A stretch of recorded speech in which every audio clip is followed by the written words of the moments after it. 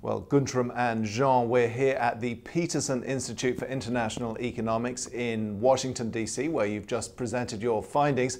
How did it go down, do you think?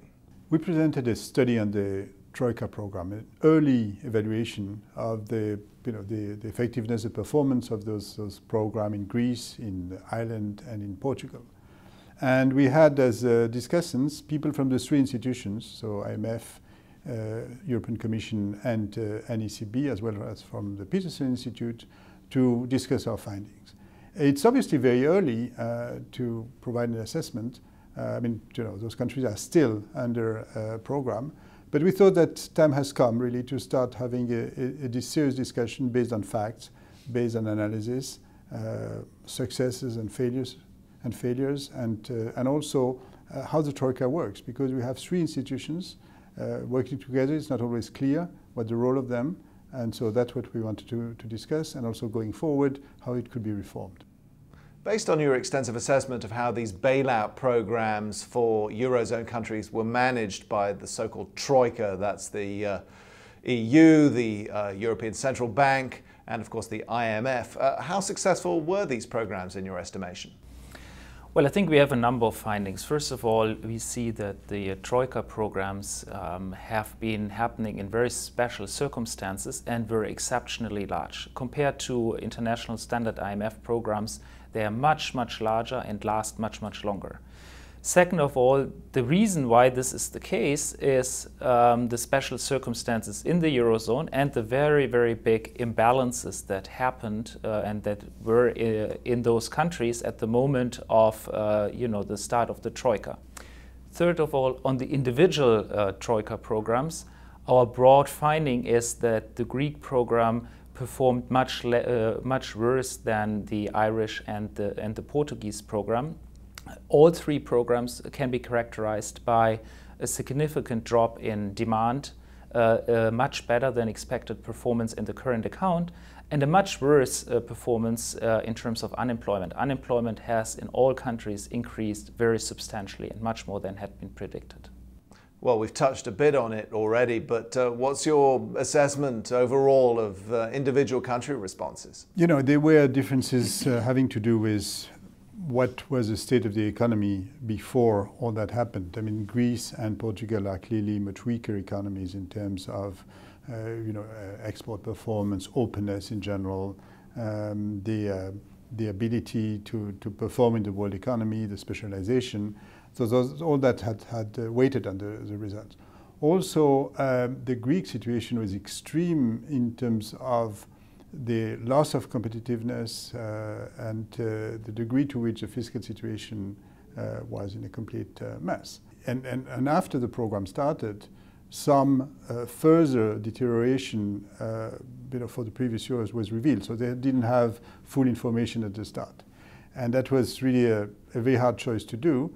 The attempt initially was to say the public debt is sustainable, Greece is going to recover competitiveness, and this is simply something that was not feasible.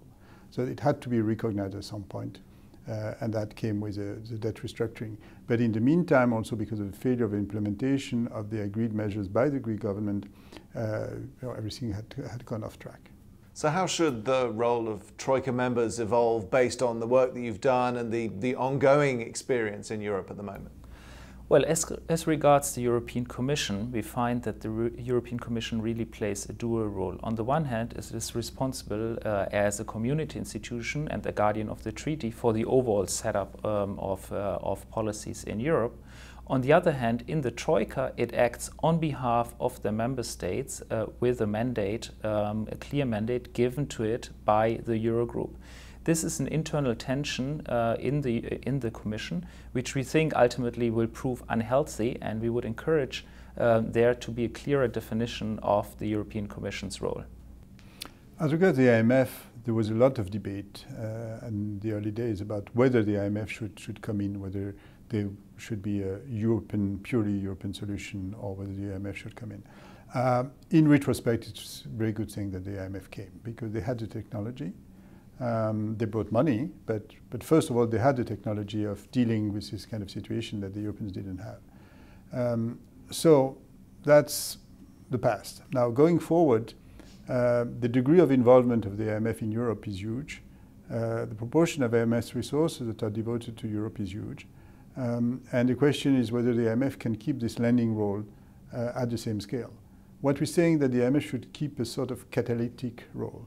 So lend perhaps some 10%, be there to help design programs, but both financially and in terms of program monitoring, there should be a possibility for the IMF to walk out if they disagree. The ECB is in a very different institution. It's very unusual that the central bank sits on a program on that side of the table. Normally, the central bank is just part of the government. So you have the IMF on one side and the government and the central bank on the other side. Here, the ECB is on the lender's side. ECB has its own instruments. It's a very powerful player. It can provide liquidity or not. It can help, with the new instrument, the outright monetary transaction that hasn't been used yet, but it could use it to the benefit of country exiting a program or not.